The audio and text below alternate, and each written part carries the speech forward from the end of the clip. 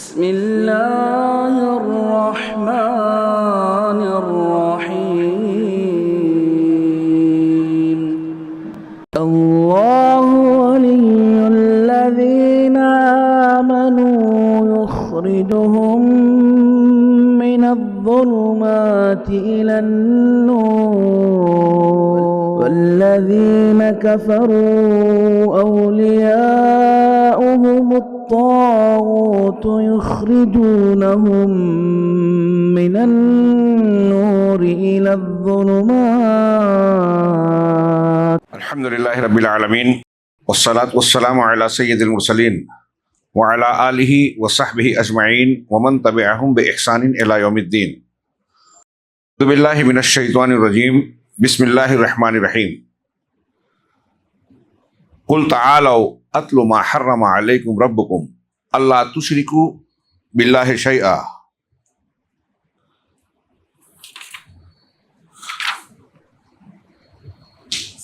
وبالوالدين إحسانا ولا تقتلوا أولادكم.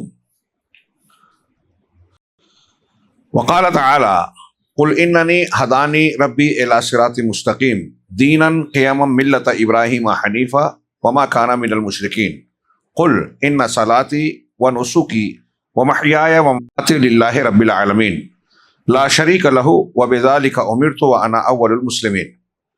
محترم حاضرین، کل کے درس میں یہ بات بیان کی گئی کہ سورۃ الانعام میں اللہ رب العالمین نے مختلف انداز سے انتہائی مدلل انداز میں توحید کو ثابت کیا ہے اور شرک کو بھرپور انداز میں رد کیا ہے.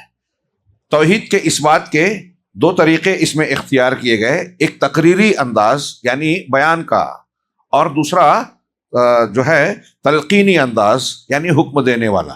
تو پہلا جو تقریری تھا اس پر کچھ ہلکی سی سرسری سی نظر ڈالی گئی. دوسرا جو انداز ہے اسلوب تقریر، یہ اللہ کے نبی صلی اللہ علیہ وسلم کو اصل میں تعلیم دی گئی کہ وہ حجت و دلیل کے ذریعے سے لوگوں کو اس بات کی تلقین کریں، بتائیں کہ اللہ کے سوا کوئی عبادت کے لائق ہے ہی نہیں. اور گویا ان حجتوں، دلیلوں اور براہین کے ذریعے سے اگر کوئی شخص ایسا ہے جو شرک کو اختیار کرتا ہے، شرک کو دین سمجھتا ہے اور توحید کا اعتراف نہیں کرتا، تو اس کے خلاف حجت قائم کی جائے. اور چونکہ یہ چیزیں اللہ تبارک و تعالیٰ کی جانب سے ہے، لہذا اس کے ذریعے سے اللہ تبارک و تعالیٰ نے جو دلیلیں دی ہے اس سے آدمی عہدہ برا نہیں ہو سکتا، اس سے انکار نہیں کر سکتا. ایک تو یہ کہ دلیلیں ایسی ہیں کہ عقل و شعور اس کا رد نہیں کر سکتی، دوسرے یہ کہ رب العالمین کی طرف سے بات کی جا رہی ہے، اس لیے ایک بندے کے لیے جائز ہی نہیں ہے کہ اس کو یوں ہی سرسری طور سے گزر جائے، اس پر نگاہ نہ ڈالے اور قبول نہ کرے.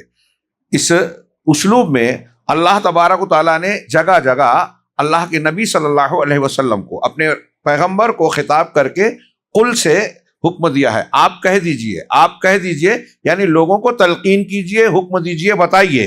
چنانچہ یہ قل کا لفظ اس سورہ مبارکہ میں 42 مرتبہ 42 مرتبہ اللہ تبارک و تعالیٰ نے ذکر کیا ہے. مثال کے طور پہ چند آیتوں کو ذکر کیا گیا. قل سیروا فی الارض ثم انظروا کیف کان عاقبۃ المکذبین. آپ کہہ دیجئے کہ زمین میں سیر کرو، سفر کرو، چلو پھرو، اور دیکھو، غور کرو کہ جھٹلانے والوں کے ساتھ اللہ تبارک و تعالیٰ نے کیا کیا، یا ان جھٹلانے والوں کا انجام کیا ہوا. ہمارے یہاں تاریخ پڑھنے پڑھانے والے مسلمان ہی نہیں، غیر مسلم بھی یہ کہتے ہیں کہ تاریخ اپنے آپ کو دہراتی ہے، تاریخ سب سے بڑا سبق دیتی ہے. اپنے آپ کو دہراتی ہے، سبق دیتی ہے کہ کیا مطلب؟ کہ جیسا آپ پہلے کے لوگوں نے کیا ویسا انجام بعد والوں، اور ان کا انجام جو ہوا بعد والوں کا بھی یہی ہوتا ہے. جس طریقے سے ہم مادی دنیا میں دیکھتے ہیں کہ آپ اگر گیہوں بوئیں گے، بیج ڈالیں گے تو گیہوں کا پودا اگے گا. آپ اگر آم کا بیج ڈالیں گے تو آم کا پیڑ اگے گا. ایسا ممکن ہی نہیں ہے کہ آم کا بیج ڈالیں اور انگور کی بیل نکلے، آم کا بیل ڈالیں اور کیلے کا درخت اگے. ایسا کبھی نہیں ہوتا۔ اسی طریقے سے جن چیزوں کو استعمال کیا جاتا ہے اس میں بھی تاثیر ماضی، حال، مستقبل میں ہم ایک ہی جانتے ہیں۔ ایسا نہیں تھا کہ 100 سال، 1000 سال، 500 سال پہلے کوئی آدمی زہر کھاتا تھا تو مر جاتا تھا، آج کوئی آدمی زہر کھائے تو اس کی صحت اچھی بن جائے۔ پہلے کسی آدمی کے لیے شہد دودھ مفید تھا تو آج شہد دودھ کی تاثیر تبدیل ہو گئی؟ نہیں، جو پہلے مادی چیزوں میں تاثیر تھی آج بھی وہی ہے۔ ٹھیک اسی طریقے سے پہلے جن اعمال کا جو انجام ہوا آج بھی وہی ہوگا۔ اگر شرک کرنے سے اللہ رب العالمین نے پچھلی امتوں کو تباہ و برباد کیا، مختلف قسم کے عذاب میں گرفتار کیا، تو یہ کیسے ممکن ہے کہ جس پروردگار کی سنت اور قدرتی اصول یہ ہے کہ آم کے بیج ڈالنے سے آم ہی کا پیڑ پیدا ہوتا ہے، زہر کھانے سے ہمیشہ لوگ مرتے ہیں، تو شرک کرنے سے کبھی کے لوگوں کو تباہ کیا جائے اور کبھی کے لوگ ترقی کریں، یہ ہو ہی نہیں سکتا۔ تو آپ غور کیجئے کہ پہلے لوگوں کا جو جھٹلانے والے ہیں نبیوں کی بات، بہت سے انبیاء آئے، اللہ تبارک و تعالیٰ نے جناب محمد رسول اللہ صلی اللہ علیہ وسلم کو کہا کہ اپنے مخاطبین سے کہیے، اور آپ تو چلے گئے، وہ مخاطبین بھی چلے گئے، آج ہم اور آپ بھی اس کے مخاطب ہیں، پوری دنیا مخاطب ہے کہ دنیا غور کرے کہ ماضی میں، تاریخ میں بہت سارے پیغمبر اور اللہ کے سچے رسول آئے، جن لوگوں نے ان کی بات مانی ان کا کیا ہوا، اور جن لوگوں نے ان کو جھٹلایا ان کا کیا انجام ہوا۔ اللہ تبارک و تعالیٰ نے کہا کہ اس سے پتہ چل جائے گا کہ شرک اور کفر پر اڑے رہنے والے، ہٹ دھرمی کرنے والے کبھی کامیاب نہیں ہوئے، ہمیشہ ان کا برا انجام ہوا۔ اور یہ بہت بڑا سبق ہے کہ آپ چاہتے ہیں کہ آپ کا انجام اچھا ہو تو مکذبین کی روش پر نہ چلیں۔ دوسری آیت، یہ آیت نمبر 11 تھی، 12 نمبر، قل لمن ما فی السماوات والارض، آپ لوگوں سے کہیے، غور کیجئے، اعلان کیجئے کہ آپ غور کریں آسمانوں میں اور زمین میں جو کچھ ہے کس کا ہے؟ ہاں، قل للہ، تو آپ اسی کا جواب دیجئے کہ یہ سب کچھ اللہ ہی کا ہے۔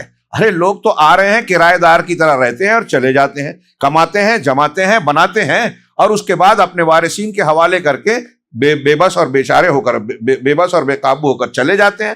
جو ہم نے کمایا ہے، ابھی تو جب تک زندہ ہے پراپرٹی اور کاغذات بنا کے اس پر اپنا حق جماتے ہیں، بتاتے ہیں کہ یہ میری پراپرٹی ہے، لیکن جب ہماری سانسیں رک جائیں گی تو ہمارا کوئی بس رہے گا ہی نہیں۔ ہمارے وارثین اس کو آپس میں تقسیم کریں گے، لڑیں گے، جھگڑیں گے، یا پھر ہو سکتا ہے ضائع برباد بھی ہو جائے۔ تو آپ کا اور ہمارا کیا ہے؟ اور جیسے آپ اور ہم آئے چلے جائیں گے کچھ چیزوں کو استعمال کر کے، ماضی کے لوگ آئے اور چلے گئے، اپنے دور کا فرعون، اپنے دور کا نمرود، اپنے دور کے مختلف بادشاہ جنہوں نے اپنے آپ کو بادشاہ سمجھا، اپنی رعایا کو، اپنے سلطنت کو اپنی ملکیت جیسا سمجھ لیا اور اس میں تصرف جیسا چاہتے تھے ویسا کرتے تھے، اور اپنے آپ کو زمین کا خدا سمجھتے تھے۔ کیا ہوا؟ چلے گئے، وہ ملکیت، وہ پراپرٹی، وہ سلطنت سب کے سب اپنی جگہ ہے، اس کے مالک دوسرے بن گئے، وہ پراپرٹی یا اس میں اختیارات دوسروں کو حاصل ہو گئے۔ ایسا ہی تو پھر یہ کسی کا ہے ہی نہیں، یعنی کوئی اور چلا رہا ہے، کوئی اور اس کا تصرف، جس نے بنایا اس کا ہے۔ وہ کون ہے؟ آسمان اور زمین کی تمام چیزوں کا مالک اللہ ہے۔ کس کے لیے ہے؟ اللہ کے لیے ہے، اس اللہ کے لیے ہے۔ کتب علی نفسہ الرحمہ، اس نے اپنے اوپر رحمت کو لکھ رکھا ہے، الرحمن الرحیم۔ ہم پڑھتے ہیں الحمدللہ رب سورہ فاتحہ کے آغاز میں، ہاں، اور اس سلسلے میں آپ نے پڑھا، جناب محمد رسول اللہ صلی اللہ علیہ وسلم نے فرمایا کہ اللہ تبارک و تعالیٰ نے عرش پر ایک کتاب لکھ رکھی ہے، اس کے پاس تحریر ہے کہ ورحمتی سبقت او غلبت، ہاں، سبقت و غلبت، دو الگ الگ روایتوں میں دونوں لفظ ہے۔ ورحمتی سبقت علی غضبی، میری رحمت میرے غضب پر سبقت رکھتی ہے۔ اللہ تبارک و تعالیٰ رحمت والا بھی ہے، رحمت کی صفت سے بھی متصف ہے، عدل والا، انتقام والا بھی ہے، ہاں، لیکن اس کی صفت رحمت، اس کی عدل اور پکڑ پر غالب ہے۔ قرآن میں کئی مقامات پر کہا، آج بھی جو امام صاحب نے قیام اللیل میں بعض آیتوں میں تلاوت کی، اس میں بھی یہ مضمون آیا کہ اگر اللہ تبارک و تعالیٰ لوگوں کو عذاب دینے میں جلدی کرنے لگے، فوراً پکڑنے لگے لوگوں کے گناہوں پر، تو زمین پر کوئی چلتا پھرتا نظر نہیں آئے گا، کوئی بچ نہیں پائے گا، دنیا میں کوئی زندہ ہی نہیں رہے گا۔ ایک غلطی کی اور اللہ رب العالمین کی پکڑائی، صاف ہو گیا۔ یہ اللہ رب العالمین کی رحمت ہے، اور اس کی رحمت کے نشانات کتنی زبردست ہیں، ہم اور آپ اندازہ نہیں لگا سکتے۔ 99 اور 100 قتل کرنے والے کو بھی معاف کر دیا۔ حضرت موسیٰ اور حضرت ہارون علیہ السلام کو نبوت دینے کے بعد بھیجتے ہوئے کہہ رہا ہے کہ فرعون کے پاس جاؤ، سمجھاؤ، دعوت دو، نشانیاں پیش کرو کہ وہ ہدایت پا جائے۔ وہ جو اپنے آپ کو رب اعلیٰ کہہ رہا ہے، وہ جو لوگوں کو کہہ رہا ہے کہ میری عبادت کرو، ما لکم من الہ غیری، میرے علاوہ کوئی تمہارا معبود ہے ہی نہیں، اس کو بھی اللہ تبارک و تعالیٰ سمجھانے کی بات کر رہا ہے۔ قرآن مجید میں ہے کہ دلیل دیجئے، حجت پوری نہیں ہوگی تو اس کے صرف اس بات کے کہنے پر اس کو عذاب میں گرفتار نہیں کیا، مہلت دی، موقع دیا، سمجھایا دلائل پر کے ذریعے حجت قائم کی۔ اللہ نے اپنے آپ پر رحمت کو لکھ رکھا ہے، اس کی رحمت غالب ہے۔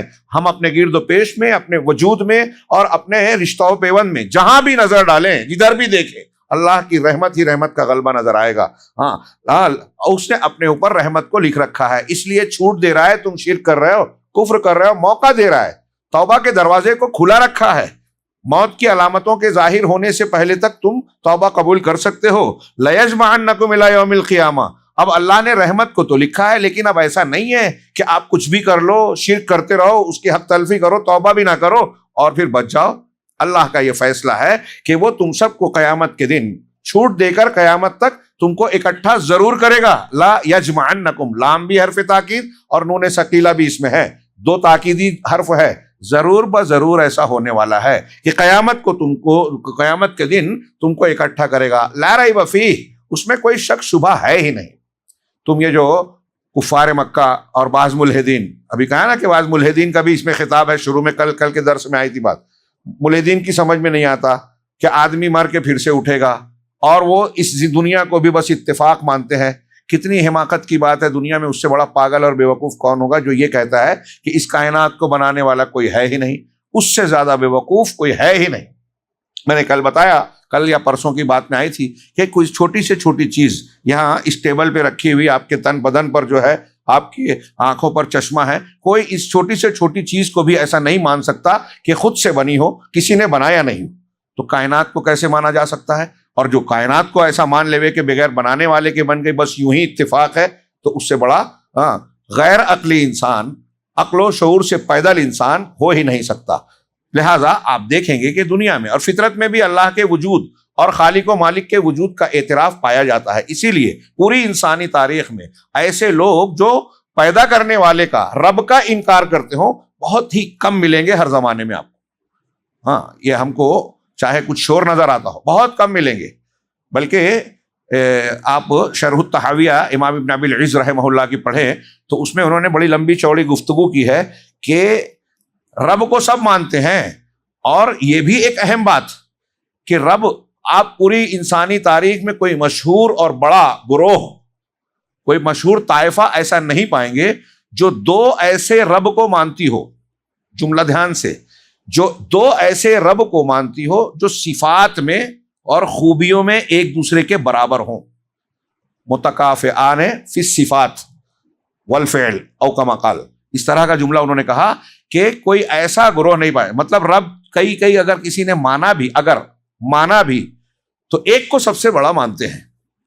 ہمارے یہاں جتنے کنکر اتنے شنکر کے عقیدے والوں کی کتاب بھی اٹھائیے دیکھیے، تو ان کے یہاں بھی تمام تر شرکیات کے باوجود ہندوؤں کے یہاں ایک بڑی پاور کا تصور، تعلیم موجود ہے۔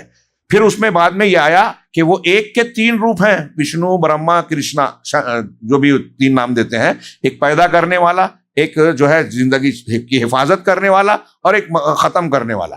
تین کو مانتے ہیں، کہتے ہیں کہ یہ تین اصل میں ایک ہے۔ اور کچھ لوگ کہتے ہیں کہ یہ تثلیث شاؤل نے، پولیس یا پال نے عیسائیت میں لانے کے لیے ہندو دھرم سے لی، واللہ عالم۔ بہرحال یہ تثلیث، اس میں بھی وہ لوگ ایک کو، برہما کو سب سے بڑا مانتے ہیں، یا تینوں کو ایک مان کے آخر میں ایک ہی مانتے ہیں۔ مولانا ابوالکلام آزاد نے کہا کہ تاریخ سے بھی یہ ثابت ہوتی ہے، جو یہ موہنجودارو ہڑپا کی کھدائیاں ہوئی، جو اس کا کچھ حصہ کہتے ہیں ہندوستان میں ہے، بڑا حصہ پاکستان میں ہے، تو اس میں بھی جو کتبات، تحریریں ملی اور اس کی پڑھنے کی، سمجھنے کی کوشش کی گئی، تو یہ سمجھ میں آیا کہ ان کے یہاں بھی، اگرچہ ان کے یہاں کچھ بت وغیرہ نظر آتے ہیں، لیکن ان کے یہاں بھی توحید کا تصور موجود تھا۔ تو توحید دنیا کے آغاز کا، ہمارے یہاں مادہ پرست لوگ، ملحدین، سائنٹسٹ جب تاریخ انسانی بیان کرتے ہیں تو اس طرح بیان کرتے ہیں، وہ جو ٹوٹمزم کے تحت کہ انسان پہلے امیبا کی شکل میں پانی میں پیدا ہوا، پھر امیبا کے خلیات نے الگ الگ شکلیں اختیار کی، مختلف قسم کے جانور بنے، پھر ایک لمبے عرصے تک پانی میں رہا، پانی سے نکل کے پھر کبھی کبھی ایسا ہوتا تھا کہ خشکی میں آتا، کچھ دیر خشکی میں رہ کے پھر پانی میں چلے جاتا، اس وقت پہلے آبی تھا، پھر جل تھلیا ہو گیا، برماوی جس کو عربی میں کہتے ہیں، پانی اور خشکی میں رہنے والا، پھر ایک لمبے عرصے کے بعد اس کے اندر یہ صلاحیت پیدا ہو گئی کہ وہ خشکی میں رہنے لگے، پھر اس وقت تو وہ ننگ دھڑنگ رہتا تھا، جنگلی تھا، جنگلوں میں رہنے والے جانوروں کی طرح رہتا تھا، بتدریج اب اس کے اندر ترقی آنا شروع ہوئی، پھر اس نے کچھ جانوروں کی ہڈیوں کو شکار کے ذریعے سے حاصل کر کے بطور ہتھیار استعمال کیا، پھر یہ کیا، پھر یہ کیا، پھر پہلے پتھر کا دور، پھر لوہے کا دور، پھر اس کے بعد یہ آگ کو حاصل کیا، پکانے وکانے لگا، پھر جب چکر آیا، گول دائرہ اس کو ملا تو اس سے ترقی کا راستہ تیز ہو گیا، بتدریج اس کے ہاں یہ تصور ہوا کہ کسی کی پوجا پاٹ ہونا چاہیے، تو کسی نے کسی کو پوجا، کسی قبیلے نے کسی کو پوجا، یہ قبیلے والا دونوں الگ الگ کو اور کئی کو مانتے تھے، دونوں میں جنگ ہوتی تھی، جو جنگ جیت جاتا تھا اس کے معبود کو زیادہ طاقتور سمجھا جاتا تھا، اس کو مان لیا جاتا تھا، پھر بتدریج ہوتے ہوتے ایک چکر ایک پہ آ کے رکا، تب توحید کا تصور آیا۔ شیطان نے آ کر کسی کو کہا کہ ارے فلاں جگہ ایک بڑے بابا بزرگ دفن ہے اور وہ بہت بڑے پہنچے ہوئے ہیں، وہاں جا کے کھدائی کرو تو تم کو یہ ملے گا، جا کے لوگوں نے کھودا، وہی ملا تو اس کو معبود مان لیا۔ اس طریقے سے عبادت کا سلسلہ شروع ہوا، اور پھر عبادت میں پہلے شرک تھا، آہستہ آہستہ توحید ہوئی۔ مصر میں ایک خدا را یا رو کہتے ہیں اس کو، کوئی جو ہے آگ کو پوجتا تھا تو آگ کا سب سے بڑا مظہر اس وقت، اور آدمی کھلی آنکھ سے دیکھے تو سورج نظر آتا ہے، تو سورج کو سب سے بڑا خدا مانا، جیسا کہ ایرانی مذاہب میں پایا جاتا ہے، آتش پرستوں میں کئی مذاہب ہیں، اور بھی اس طرح کے مختلف تخیلات پائے جاتے ہیں۔ مادہ پرست لوگ اسی کو کہتے ہیں، اور یہ کہتے ہیں کہ خدا، الہ، رب، معبود یہ انسانوں کی ذہنی اپج ہے، اصل میں کوئی ہے وہ نہیں، یہ تسلی کا سامان ہے، جنت و جہنم بس تصوراتی چیزیں ہیں، حقیقت میں کچھ نہیں ہے۔ اللہ رب العالمین نے ان کو جھنجھوڑا اور یہ بتایا کہ دنیا کے انسانوں کی فطرت میں اللہ کی الوہیت کا تصور، یہ بلکہ عقیدہ موجود ہے، ہر شخص اندر سے یہ مانتا ہے، جانتا ہے کہ کوئی پیدا کرنے والا ہے، یہ فطرت ہے۔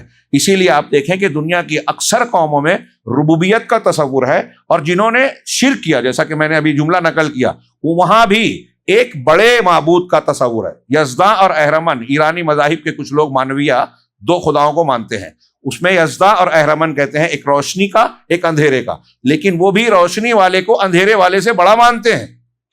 تثلیث کے قائلین جو نصارہ کی اکثریت ہے، اس میں کچھ ایک دو گروہ کو چھوڑ کر رب اب، رب ابن، نعوذ باللہ، یہ ان کے الفاظ میں نقل کر رہا ہوں ورنہ کفر ہے، اللہ کو اب کہتے ہیں، یعنی وہ رب جو باپ ہے، اور حضرت عیسیٰ مسیح کو رب ابن کہتے ہیں، وہ رب جو بیٹا ہے، نعوذ باللہ۔ تو کہتے ہیں اکثر وہاں بھی یہی تصور ہے کہ جو اصلی رب ہے، رب اب جس کو کہتے ہیں یعنی اللہ، وہ بڑا ہے، وہی حقیقی رب ہے۔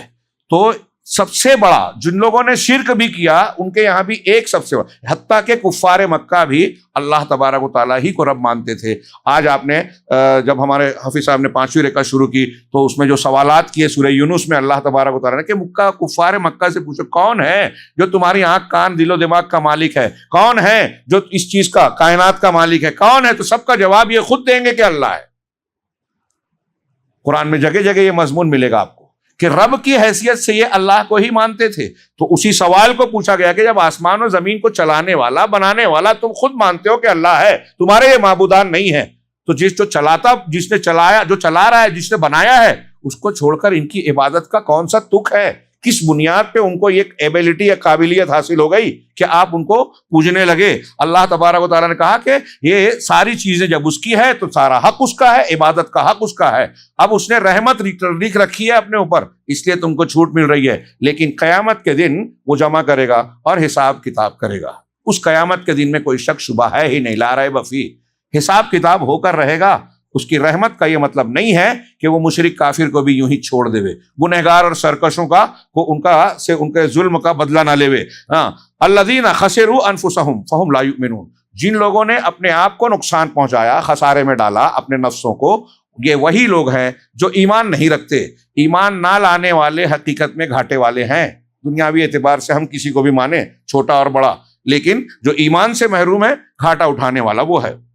اگلی آیت اللہ نے فرمایا قل اغیر اللہ اتخذ ولیا فاطر السماوات والارض، یہ کل آیت گزری تھی کہ آپ کہیں کہ کیا میں اللہ کے علاوہ کسی اور کو اپنا ولی، کارساز، نگہبان، نگراں بناؤں جو آسمانوں اور زمین کا پیدا کرنے والا ہے اور وہ کھلاتا ہے، کھلایا نہیں جاتا؟ آپ کہہ دیجئے، دونوں ایک آیت میں 2 مرتبہ ہے کل، آپ کہہ دیجئے کہ مجھے اس بات کا حکم دیا گیا ہے کہ میں سب سے پہلے وہ شخص بنوں جس نے فرما برداری کی، من اسلم، جو اسلام قبول کرے، جو فرما بردار بنے، ولا تکونن من المشرکین، اور یہ بھی حکم ہوا کہ مشرکین میں سے ہرگز نہیں ہونا۔ توحید کا اس بات، شرک کی تردید۔ قل انی اخاف ان عصیت ربی عذاب یوم عظیم، توحید کی یہ بھی دلیل ہے کہ آپ یہ کہہ دیجئے کہ میں خود اس بات کا ڈر رکھتا ہوں، میں خود ڈرتا ہوں۔ کون؟ رسول اللہ صلی اللہ علیہ وسلم۔ کون رسول اللہ صلی اللہ علیہ وسلم؟ سید المرسلین، خاتم النبیین، شفیع المذنبین یوم القیامہ، صاحب کوثر۔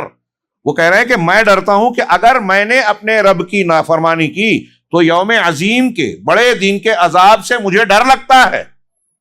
میں بھی اللہ کے دین اور شریعت کا تابع ہوں، اس کا بندہ ہوں، بندگی کا مکلف ہوں، توحید کا مکلف ہوں۔ اگر میں نے بھی شرک کیا، اللہ کی نہیں مانی، تو اللہ رب العالمین کا خوف مجھے بھی ہے۔ اسی سورہ میں مبارکہ میں اللہ تعالیٰ نے یہ بھی کہا، وَلَا تَدْعُ مِن دُونِ اللَّهِ مَا لَا يَنفَعُكَ وَلَا يَضُرُّكَ فَإِن فَعَلْتَ فَإِنَّكَ إِذًا مِنَ الظَّالِمِينَ۔ اللہ کے نبی صلی اللہ علیہ وسلم سے خطاب کر کے، ایسے جتنے بھی خطاب ہیں، دھیان رکھیے یہ توحید کی انتہائی زبردست اور شاندار دلیل ہے۔ دنیا میں جن لوگوں کو لوگ پوچھتے ہیں، اسلام کا دعویٰ کرنے والے مخلوق میں سب سے بڑا محمد صلی اللہ علیہ وسلم کو مانتے ہیں، جو مسلمان ہو کتنا بھی گمراہ ہو۔ اللہ کے نبی صلی اللہ علیہ وسلم کو اللہ کی مخلوق میں سب سے اونچے درجے والا مسلمان کس کو مانتا ہے؟ نبی صلی اللہ علیہ وسلم کو۔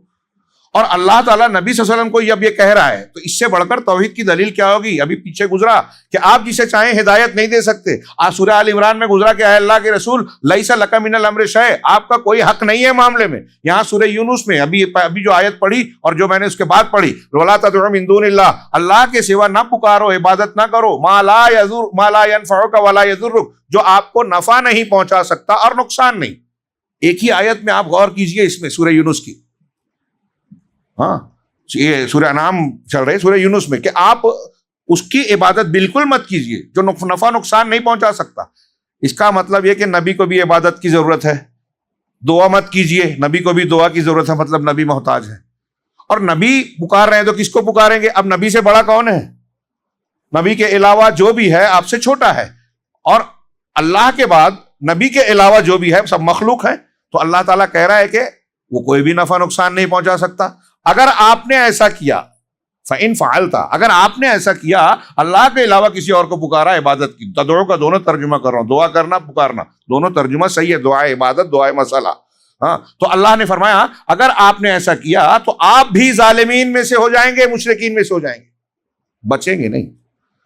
ہاں آگے ایک اور آیت سورہ انعام کی، قُلْ أَيُّ شَيْءٍ أَكْبَرُ شَهَادَةً، آپ لوگوں سے کہیے، پوچھئے کہ کون سی چیز گواہی کے اعتبار سے سب سے بڑی ہے؟ کس کی گواہی آپ مانیں گے؟ کون گواہی دے گا تو آپ مانیں گے؟ کوئی سچا آدمی جس کے آپ کے دل و دماغ میں احترام ہے، تقدس ہے، جس کو آپ بہت بڑا سمجھتے ہیں، ایسا کوئی آدمی، ارے مجھ کو فلاں نے کہا تھا، مجھ سے فلاں نے بذات خود کہا، ہم دنیا میں بھی کہتے ہیں، میرے دادا نے خود کہا تھا انتقال کے وقت، تو پھر میں اس کا بہت پاس رکھوں گا۔ تو اب جس کا پاس و لحاظ آپ کرتے ہیں تو کس کی گواہی چاہیے اس سلسلے میں؟ قل اللہ، تو آپ کہیے کہ اللہ ہے۔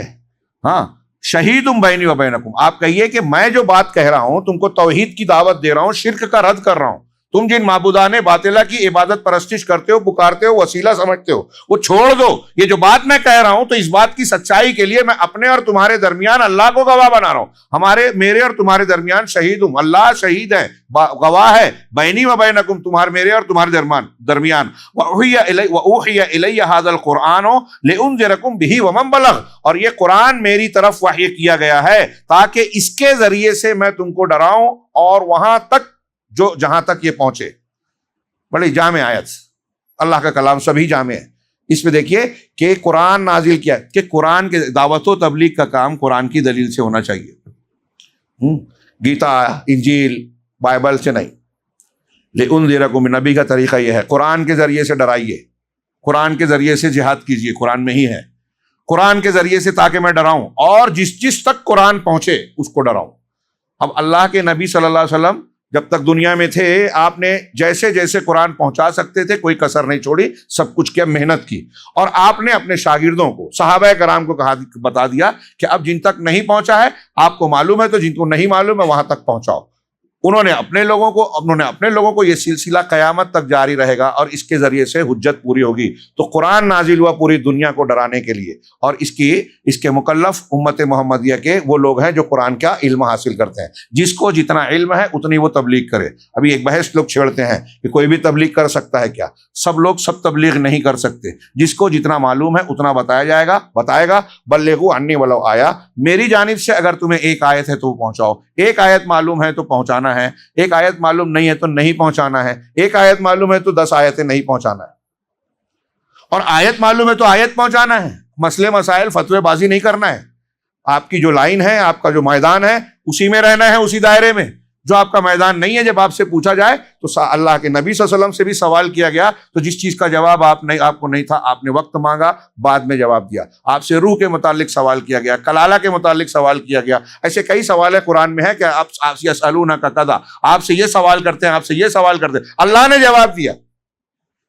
تو اللہ کے جواب کا انتظار کرنا چاہیے. اور آپ کو اللہ کا جواب نہیں معلوم ہے تو اللہ کے جواب کو جاننے والوں کی طرف پھیرنا چاہیے، رجوع کرنا چاہیے. لا ادری کہنا سیکھیں کہ مجھے نہیں معلوم.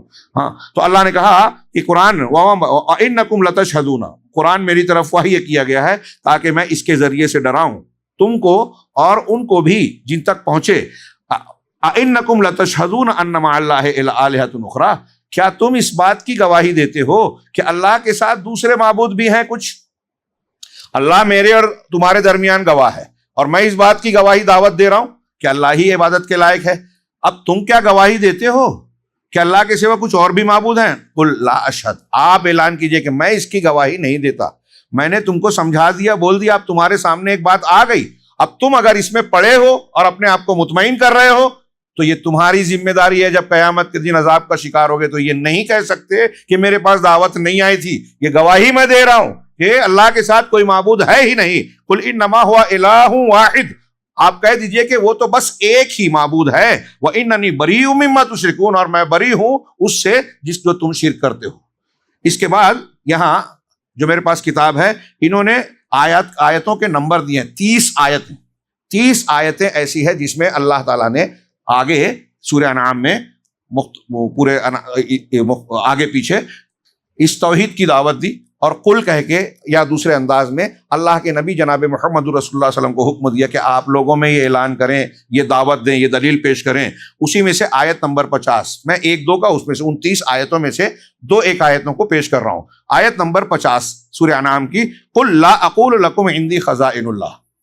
آپ لوگوں سے کہہ دیں، نبی سے کہا جا رہا ہے، سید المرسلین خاتم النبیین، آپ لوگوں سے کہہ دیجئے کہ میں تم سے یہ نہیں کہتا کہ میرے پاس اللہ کے خزانے ہیں. کسی شاعر نے یہاں تک کہنے کی جرت کی، پرانی باتیں ہو گئی ہیں لیکن یاد آ جاتا ہے. ہاں، اور ابھی بھی اس عقیدے کے ماننے والے بہت بڑی تعداد میں ہمارے یہاں ہندوستان پاکستان میں موجود ہیں کہ اللہ کے دامن میں اس طرح کا کچھ ہے. لفظ بھول رہا ہوں. اللہ کے دامن میں وحدت کے سوا کیا ہے؟ جو کچھ ہمیں لینا ہے لے لیں گے محمد سے. انا للہ و انا الیہ راجعون. ہمارے یہاں ایک قوالی چلتی تھی، بھر دے جھولی میری یا محمد. چلتی تھی نا قوالی. ہاں، بھر دے جھولی میری یا محمد. آگے کیا ہے؟ لوٹ کر میں نہ جاؤں گا خالی، محمد صلی اللہ علیہ وسلم سے. اور ہمارے بعض علماء کو میں نے شعر پڑھتے ہوئے سنا کہ امت کیا ایک شعر بولتے ہیں. ایک دیوبندی عالم نے لکھا تھا تو مجھے بہت حیرت ہوئی تھی کہ شاہ مدینہ، امت پہ بڑا برا وقت آیا ہے، کچھ ہماری مدد کیجیے، پناہ تیری پناہ چاہیے. ان لوگوں نے قرآن نہیں پڑھا، یا پڑھا تو مانا نہیں، یا سمجھا نہیں، سمجھ میں نہیں آتا. اللہ کہہ رہا ہے کتنا کلیئر ہے. یہاں جتنے لوگ بیٹھے ہیں، کوئی چھوٹا سا جو کم عمر بچہ ہوگا اس سے بھی میں ترجمہ کر کے، آپ ترجمہ کر کے اس آیت کریمہ کا پوچھیے کہ اللہ کیا کہہ رہا ہے. کہ رسول آپ کہہ دیجئے کہ میں یہ نہیں کہتا کہ میرے پاس اللہ کے خزانے. اللہ کے خزانے میرے پاس نہیں ہے. جب میرے پاس نہیں ہے اور پیچھے آگے کہا کہ کیا آسمان زمین میں اللہ کے سوا کوئی مالک ہے ہی نہیں، تو میں کیا دے سکتا ہوں؟ اور اللہ کا خزانہ اللہ کے پاس ہے. اور اللہ کا خزانہ کیسا ہے؟ وہ حدیث قدسی کا آخری جملہ، مسلم شریف کی لمبی حدیث، امام احمد بن حنبل کہتے ہیں کہ اہل شام راویوں کی سب سے بہترین حدیث ہے، جس میں اللہ نے، حدیث قدسی ہے، اللہ نے بار بار خطاب کیا ہے میرے بندو تم میں کا اول آخر انسان جنات، آخری جملہ ہے کہ تم میں کا اول انسان، آخری انسان، سارے جن سارے انسان، اول و آخر سارے کے سارے ایک میدان میں اکٹھا ہو جائیں. لو ان اولکم و آخرکم و انسکم و جنکم قاموا فی صعید واحد فسألونی. سارے لوگ سوچئے تھوڑی دیر کے لیے، تصور کیجئے، یہ اللہ کے رسول صلی اللہ علیہ وسلم نقل کر رہے ہیں، اللہ کا فرمان ہے، حدیث قدسی آخری جملہ ہے، لگ بھگ سیکنڈ لاسٹ. تو وہ اللہ نے کہا کہ سارے کے سارے، آدم علیہ السلام سے لے کے قیامت تک کے سارے انسان، پہلے جن سے لے کے قیامت تک کے سارے جن ایک میدان میں اکٹھا ہو جائیں. ہاں فسألونی، اور سب کے سب اللہ کہہ رہا ہے کہ مجھ سے مانگے، سوال کرے، اللہ مجھے یہ چاہیے، مجھے یہ چاہیے، مجھے یہ چاہیے، مجھے یہ چاہیے.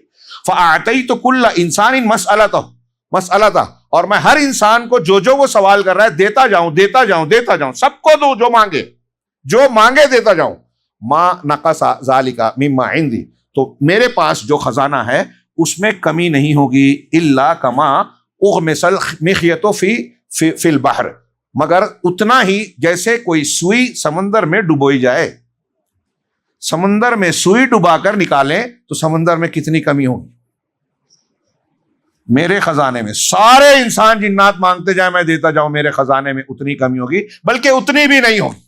یہ تو سمجھانے کے لیے کہا ہے، کتنی کمی ہو جائے گی سمندر میں. غور کیجیے، اللہ کا خزانہ ہوا، اور اللہ کہہ رہا ہے کہ میرے خزانے رسول کے پاس بھی نہیں ہے. اس آیت میں کہہ رہا ہے رسول اللہ صلی اللہ علیہ وسلم خاتم النبیین کو، میرے پاس اللہ کے خزانے ہیں، میں یہ نہیں کہتا، دعویٰ نہیں کر رہا ہوں، ہے ہی نہیں. ہاں ولا اعلم الغیب، اور میں غیب نہیں جانتا. کتنی کلیئر بات ہے، میں غیب نہیں جانتا. اب ہمارے ہاں جو لوگ اس بات علم غیب کے چکر میں پڑتے ہیں، قرآن کی اس محکم آیت کو ہوتے ہوئے، ایک نہیں ایسی متعدد آیتیں، بے شمار حدیثیں ہیں، اور پھر واقعات میں اللہ کے رسول ہم کے ظاہر ہوتا ہے کہ آپ غیب نہیں جانتے تھے.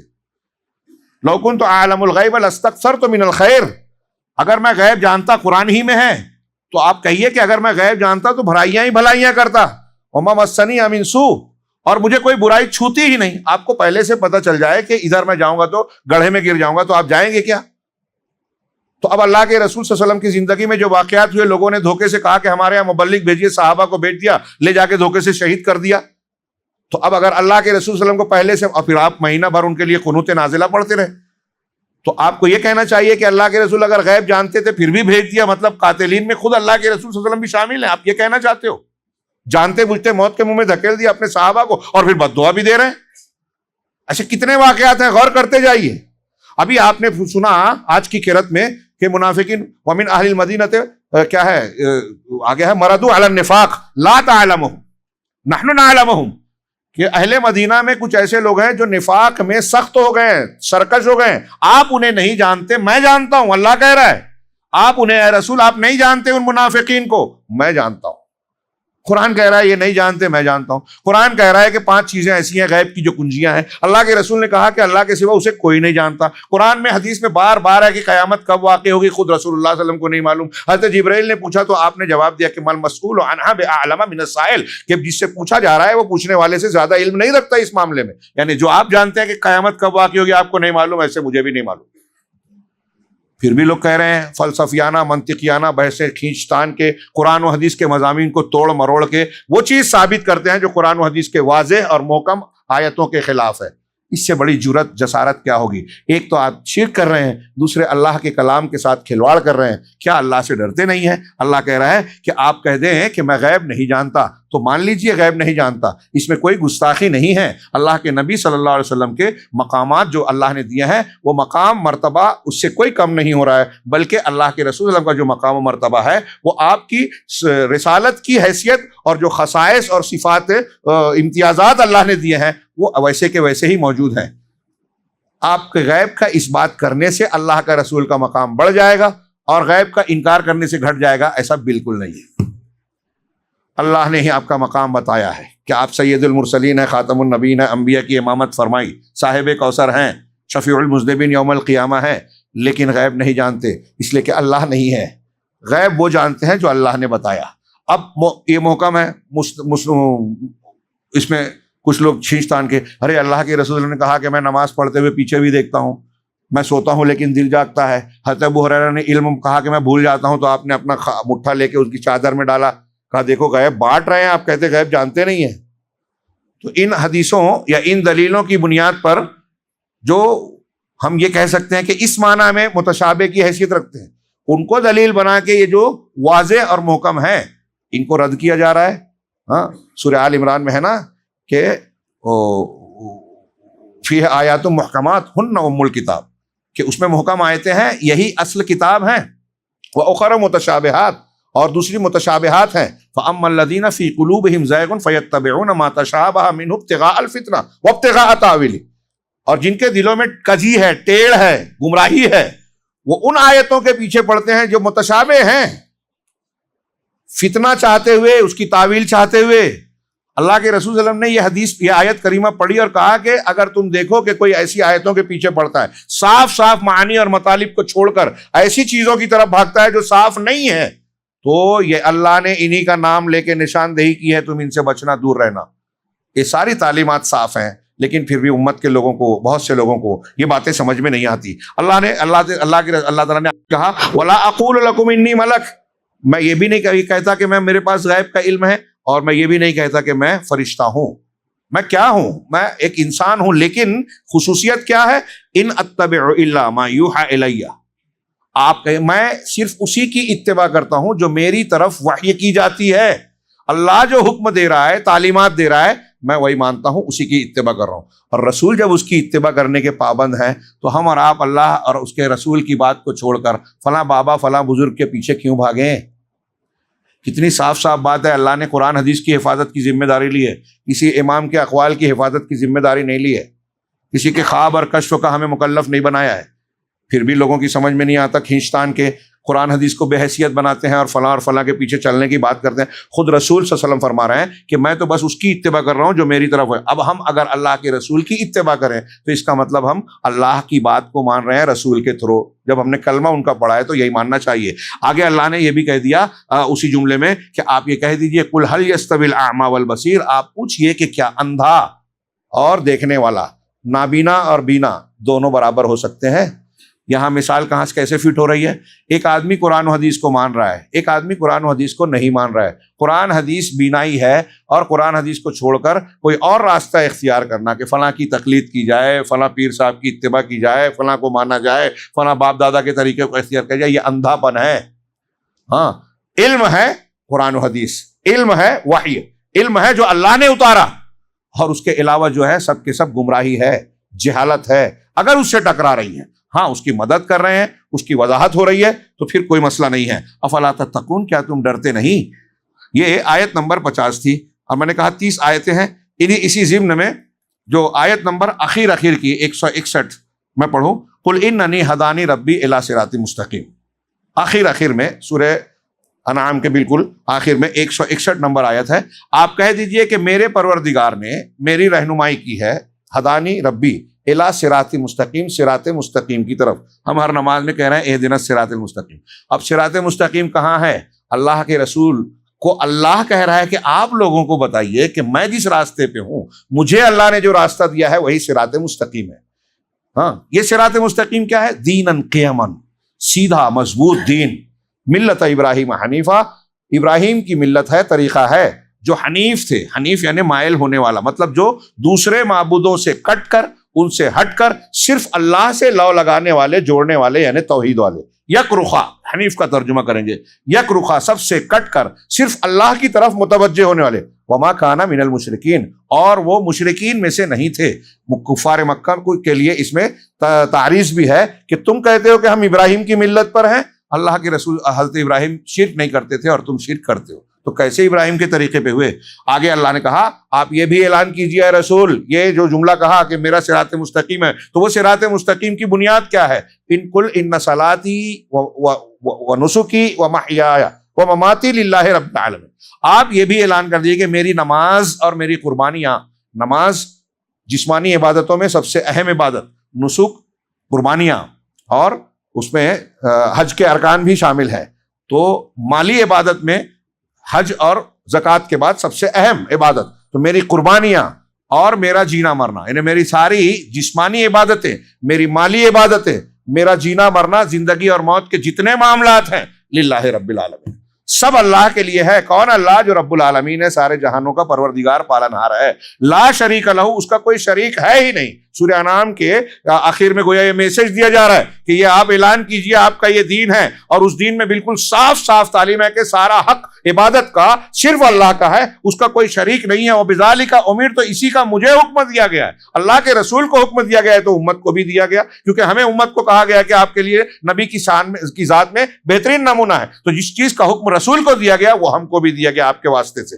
وَبِذَلِكَ أُمِرْتُ وَأَنَا أَوَّلُ الْمُسْلِمِينَ، اور میں سب سے پہلا فرما بردار ہوں، یعنی اللہ کی بات کو میں رد نہیں کر سکتا، مجھے تو ماننا ہی ماننا ہے۔ جب میں توحید کا کلمہ پڑھ رہا ہوں تو یہ میں اس کا پابند ہوں کہ اس بات کو تسلیم کروں۔ اسی طریقے سے آیت نمبر 151 ابھی میں نے پڑھی تھی، اس کا کچھ حصہ کہ قُلْ تَعَالَوْا أَتْلُ مَا حَرَّمَ عَلَيْكُمْ رَبُّكُمْ، ہاں آپ کہیے کہ میں تمہارے سامنے تلاوت کروں جو تم پر تمہارے پروردگار نے حرام کیا ہے، ہاں اللہ تشرکو باللہ شیئا، کہ اللہ کے ساتھ کسی کو شریک نہ کرو، کچھ بھی شرک نہ کرو، وبالوالدین احسانا، اور والدین کے ساتھ اس نے سلوک کرو، اور اولاد کو قتل نہ کرو، یتیم کا مال ظلمن کھاؤ نہیں، اور جو ہے وہ ناپ تول میں کمی بیشی نہ کرو۔ یہ 10 احکامات ہیں ان آیتوں میں 151 کے بعد، اور اس میں شروعات بھی اللہ نے کی کہ شرک نہیں کرنا، آخر میں بھی کہا شرک نہیں کرنا، آخر میں بعد میں کہا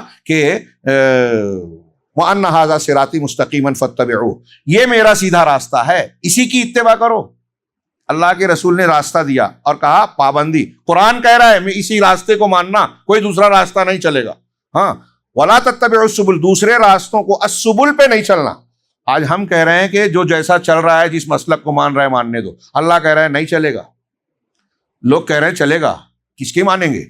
آپ کی ہماری نجات، اس کے چکر میں نہیں، میں جو کہہ رہا ہوں اپنی ذمہ داری کو سمجھتے ہوئے کہہ رہا ہوں، آپ کہیں ہی نہیں، آپ اپنے ذمہ دار ہیں، اپنے بال بچوں کے ذمہ دار ہیں، تو سوچئے کہ آپ اپنے اور اپنے بال بچوں کے بارے میں یہ اس بات کی فکر رکھتے ہیں کہ نہیں کہ میرا بچہ جہنم کے راستے پہ نہ جائے، جنت کے راستے پہ جائے۔ تو اللہ رب العالمین کا کلام کہہ رہا ہے کہ وہ ایک ہی راستہ ہے جنت کا، یہ میرا سیدھا راستہ ہے، صراط مستقیم، توحید سے بچ کر، شرک سے بچ کر توحید پہ چلنا، اور دوسرے راستوں سے بچ کر رسول کے طریقے پہ، صحابہ کے طریقے پہ۔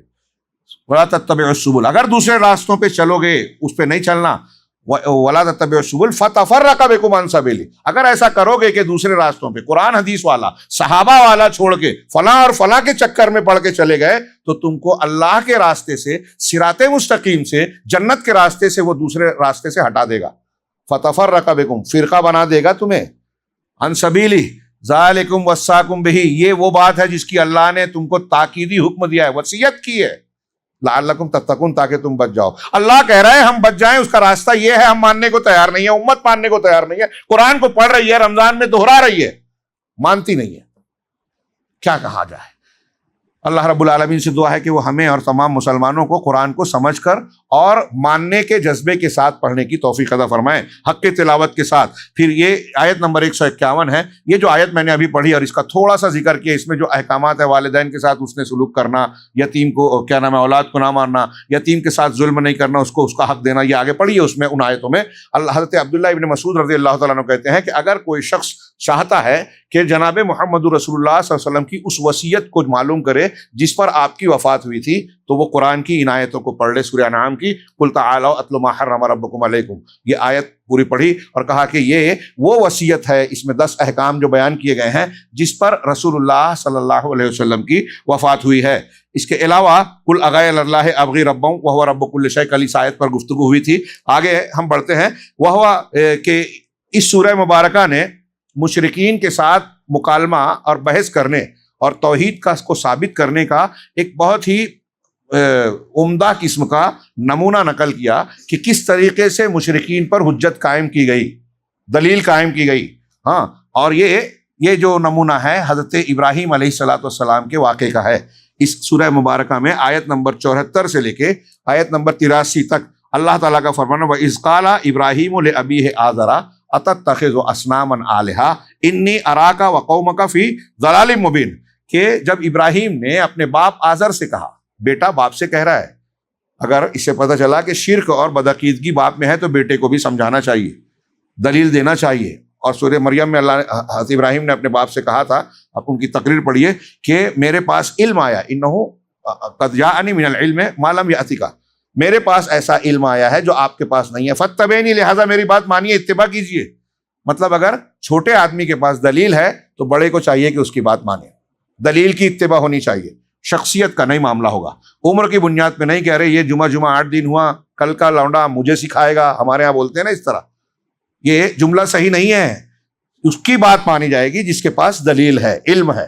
بہرحال حضرت ابراہیم نے کہا کہ کیا آپ اتتخذوا، کیا ہے، اتتخذوا اصناما آلہہ، کیا بتوں کو آپ معبود بناتے ہو؟ انی اراک وقومک فی ضلال مبین، میں آپ کو اور آپ کی قوم کو کھلی گمراہی میں پاتا ہوں۔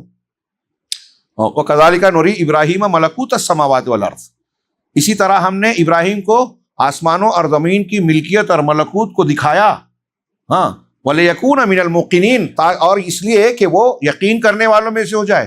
اس انداز سے یہ پتہ چل رہا ہے کہ حضرت ابراہیم علیہ السلام کو نبوت تو ملی، رسالت تو ملی بعد میں، لیکن آپ نے اپنی عقل و شعور کا استعمال کیا، تو عقل و شعور نے بھی یہ فتویٰ دیا کہ میرے ابا جو بت بناتے ہیں، پوچھتے ہیں، میری قوم جو کر رہی ہے شرک، وہ صحیح نہیں ہے۔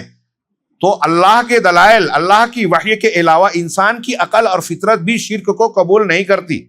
اللہ کہہ رہا ہے کہ آسمانوں اور زمین کی ملکوتیت کو دیکھ کر ابراہیم یقین میں آ گئے، اور پھر حضرت ابراہیم نے اپنے باپ اور قوم کو خطاب کر کے ان کا رد کیا، سمجھایا، یہ دلیل دے رہے ہیں، توحید کی دعوت دے رہے ہیں، کتنا پیارا انداز ہے۔ اب اس کے بعد اللہ تبارک و تعالیٰ نے آگے کی آیتوں میں جو آگے بتایا، پڑھیے، فلما جن علیہ اللیل قال رأى کوكبا، فلما جن علیہ اللیل رأى کوكبا، جب ان پر رات طاری ہوئی، جنہ اندھیرا چھانا، جن اس مخلوق کو کہتے ہیں جو نظر نہیں آتا، جنین اس بچے کو کہتے ہیں جو پیٹ کے اندر ہوتا ہے، دکھائی نہیں دیتا، جنہ اس چیز کو کہتے ہیں جس کے ذریعے سے آڑ میں آ جاتا ہے سپاہی اور ہتھیار کو، بوار کو روک لیتا ہے۔ جنت اس باغ کو کہتے ہیں جو باہر سے اتنا گھرا ہوا ہو کہ اندر کا کچھ نظر نہ آئے۔ تو جیم نون کی کے معنی میں چھپنا اور اندھیرا ہونا شامل ہے۔ تو جب رات چھا گئی، رأى کوكبا، تو ابراہیم علیہ السلام نے ایک ستارے کو دیکھا، تارے کو دیکھا، قال ھذا ربی، کہا یہ میرا رب ہے۔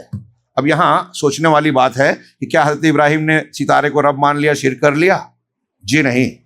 ہاں، علامہ ابن کثیر نے بڑا پیارا جملہ لکھا ہے کہ ابراہیم کا یہ قول ناظر کی حیثیت سے نہیں تھا، مناظر کی حیثیت سے تھا۔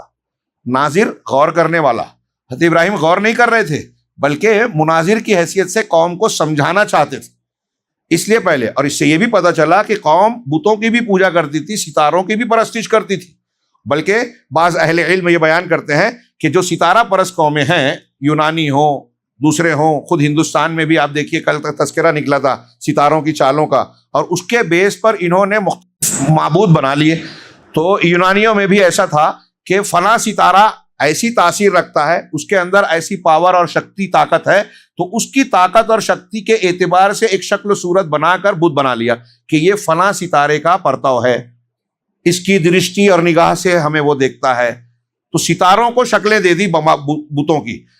ایسے ہی کہتے ہیں کہ حضرت ابراہیم علیہ السلام کی قوم کا بھی معاملہ ہو، وہ جیسا بھی رہا ہو، وہ ستاروں کو بھی پوچھتے تھے۔ ہمارے یہاں یونانی اور مشرک قوموں میں اکثر لوگ اس قسم کی ستارہ پرستی کے، اور جیسے کہ میں نے بتایا ابھی کہ مصر کے جو مشرک قوم تھی، وہ بھی رو کہہ کے اس کو، سورج کو اس کا رمز کہتی تھی، اور مجوسی لوگ بھی، آگ کی پرستش کرنے والے بھی سورج کو عبادت کے لائق مانتے ہیں۔ ہندوستان میں بھی ابھی دیکھیے یہ بی جے پی کی طرف سے یہ بحث اٹھتی رہتی ہے کہ سوریہ نمسکار کیا جائے۔ ہاں، اللہ کے رسول صلی اللہ علیہ وسلم نے فرمایا کہ جب سورج طلوع ہونے لگے اور غروب ہونے لگے تو اس وقت نماز نہیں پڑھنا ہے۔ حدیثوں میں اس کی ایک وجہ یہ بتائی گئی ہے کہ اس وقت جو ہے وہ شیطان اپنے دو سینگوں کے بیچ میں سورج کو لے لیتا ہے، اور مشرکین اس وقت جب عبادت کرتے ہیں، مشرکین اس وقت میں سورج کی عبادت کرتے ہیں، سوریہ پوجا کرتے ہیں، تو گویا وہ شیطان کی پوجا کرتے ہیں، شیطان اس کے سامنے بیٹھ جاتا ہے کہ یہ میری عبادت کر رہے ہیں، میری پوجا کر رہے ہیں۔ تو بہرحال سورج اور ستاروں کا معاملہ اکثر مشرک قوموں میں پایا جاتا ہے۔ خود مشرکین مکہ میں اس قسم کے عقائد پائے جاتے تھے، ستارہ ٹوٹا تو دمدار ستارہ ہو نکلتا، کہتے کوئی مرتا ہے، گہن لگتا تھا تو اس کا عقیدہ ایسا ہی تھا کہ کسی کی موت یا کوئی بڑا حادثہ ہونے والا ہے، گہن لگا۔ اللہ کے رسول نے نماز پڑھائی، خطبہ دیا تو اس میں کہا کہ ان الخسوف والخسوف آیتان من آیات اللہ، یہ سورج گہن چاند گہن اللہ کی نشانیوں میں سے دو نشانی ہیں، لا ینخسفان او لا ینکسفان لموت احد ولا لحیاتی، یہ کسی کی زندگی اور موت کی وجہ سے ان پر گہن نہیں لگتا۔ تو یہ عقیدہ حضرت ابراہیم اپنی قوم سے کہہ رہے ہیں کہ یہ ستارہ ہے، چلو اس کو میں معبود مان لیتا ہوں، یہ میرا رب ہے۔ فلما افلا، جب وہ ڈوب گیا، غائب ہو گیا، تو کہا انی لا احب الافلین، میں ڈوبنے والوں کو پسند نہیں کرتا۔ پھر اس کے بعد چاند نظر آیا، کہا چاند میرا رب ہے، کہا یہ بھی ڈوب گیا۔ تو کہا کہ اگر میرے رب نے مجھے راستہ نہیں بتایا، لئن لم یہدنی ربی، اگر میرے رب نے مجھے راستہ نہیں بتایا تو میں تو گمراہ لوگوں میں ہو جاؤں گا۔ پھر وہ بھی ڈوب گیا۔ پھر سورج نکلا، ہاں وہ ڈوب گیا، اور حضرت ابراہیم کا جملہ میں نے نقل کیا۔ پھر سورج نکلا تو کہا فلما رأى الشمس بازغة قال هذا ربي هذا اکبر، سورج کو جب ابھرتے دیکھا، ہاں نمودار ہوتے، تو کہا یہ میرا رب ہے، یہ سب سے بڑا ہے ابھی تک جن کو دیکھا آنکھ سے۔ ہاں ستاروں میں کچھ سورج سے بھی کئی کروڑ گنا بڑے ہیں، بہرحال جو نظر آتے ہیں اس میں سورج بڑا نظر آتا ہے دنیا سے ہماری آنکھ سے۔ تو کہا یہ بڑا ہے، یہ میرا رب ہے۔ لیکن جب وہ ڈوب گیا تو حضرت ابراہیم علیہ السلام نے کہا کہ یہ تو نکلنے کے بعد ڈوب رہے ہیں، میں کیسے ان کی پوجا کروں؟ یہ سب میں اپنے الفاظ میں ان کی بات کو تھوڑا سا وضاحت سے سمجھا رہا ہوں۔ سوچئے، آپ بھی سوچئے کہ حضرت ابراہیم کی اس بیان میں کیا ہے حکمتیں۔ ایک چیز نکل رہی ہے، ڈوب رہی ہے، طلوع ہو رہی ہے، غروب ہو رہی ہے، کیا مطلب اس کا؟ کسی کو کسی نے بنایا ہے، اور یہ طلوع اور غروب کا جو سسٹم ہے، اس سسٹم کے یہ پابند ہے، نظام کے پابند ہیں، اسی پہ رواں دواں ہے، مطلب چلانے والا انہیں چلا رہا ہے، یہ خود کوئی اختیار نہیں رکھتے۔ تو جو نکل کے ڈوب رہا ہے وہ میری بات سنے گا کیسے، میرا کام بنائے گا کیسے؟ تو میں ایسے لوگوں کی پوجا نہیں کرتا۔ اس کے بعد حضرت ابراہیم کی بہترین تقریر، انی وجہت وجہی للذی فطر السماوات والارض، میں اس رب کی طرف، اس ذات کی طرف اپنا رخ کرتا ہوں جس نے آسمانوں اور زمین کو پیدا کیا، اس کا کوئی شریک نہیں ہے۔ اور پھر اس کے بعد قوم نے خطاب کیا تو کہا کہ ہمارے معبودوں سے تم کو ڈر نہیں لگتا؟ تو کہا میں ان سے کیوں ڈروں جن کو تم شریک ٹھہرا رہے ہو، جبکہ وہ طاقت بھی نہیں رکھتے، اور تم اس رب سے نہیں ڈرتے جس نے آسمان زمین کو پیدا کیا، سارا اختیار رکھتا ہے، تم اس کے ساتھ شریک کرتے ہوئے تم کو ڈر نہیں لگتا؟ ای الفریقین احق بالامن نے، ان دو تمہارے اور میرے درمیان امن کا حقدار زیادہ کون سا فریق امن چین کا زیادہ حقدار ہے؟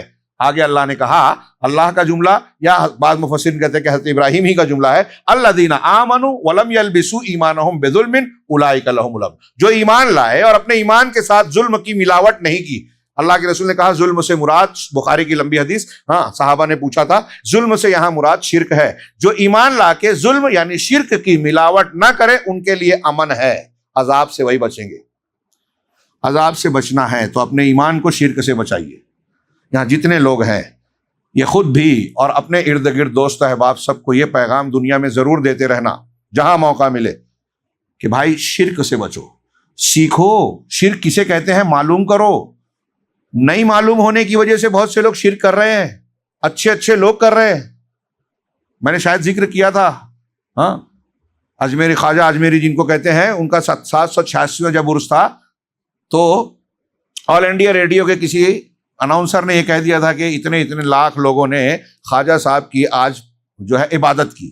تو اس پر جماعت اسلامی کے ارکان دعوت سہروزہ نے لکھا، اس پر خبر و نظر میں لکھا، اس کو نقل کیا، پھر اس کا رد کیا اور کہا کہ کوئی مسلمان جو ہے ان کی عبادت نہیں کرتا، جو لوگ گئے تھے ان کی عبادت نہیں کی۔ تو میں نے اس پر مضمون لکھا، اس میں نے لکھا کہ وہ آل انڈیا ریڈیو والا زیادہ سمجھدار اور عالم آدمی تھا، اور یہ دین کا کام کرنے والے یہ سمجھ ہی نہیں پائے، ان کی بات کی وجہ سے وہ شرک کر رہے ہیں۔ انہوں نے جو کیا عبادت ہی کی تھی، ان کو سمجھانا چاہیے، اور آل انڈیا ریڈیو والے نے صحیح بات کہی تھی۔ قرآن حدیث یہ کہتی ہے کہ آپ جب برکت کی نیت سے اپنے دعاؤں اور استغاثے کے نام پر سفر کر کے کسی کے مزار پر جا رہے ہو، لو لگا رہے ہو، طواف کر رہے ہو، چوم رہے ہو، تبرک حاصل کر رہے ہو، عبادت ہے یہ۔ اور یہی نہیں جاننے کی وجہ سے جو دعوت نے کہا کہ عبادت نہیں ہے، اسی لیے تو کر رہے ہیں۔ اگر ان کو سمجھا دیا جائے تو اس میں بہت سارے لوگ جو اللہ سے ڈریں گے، جہنم سے ڈریں گے، وہ یہ سمجھ جائیں گے کہ یہ ان کی عبادت ہے تو ہمیں عبادت ان کی نہیں کرنی ہے، عبادت اللہ کی کرنی ہے۔ اور وہ یہی تو کہتے ہیں کہ ہم ان کو کر کے ان کی عبادت نہیں کر رہے ہیں۔ کفار مکہ بھی کرتے تھے تو یہ مانتے تھے کہ ہم عبادت کر رہے ہیں غیر اللہ کی۔ بہرحال حضرت ابراہیم علیہ السلام نے یہ جو پوری تقریر کی، اس کو غور کیجئے، یہ مناظرہ ایک ان کے یہاں ہے، پھر اپنے والد سے الگ سے خطاب کیا، نمرود سے الگ مناظرہ کیا۔ حضرت ابراہیم کی اس زندگی میں دعوت و تبلیغ کا اور ہماری اپنی توحید کو مضبوط بنانے کا زبردست مواد موجود ہے۔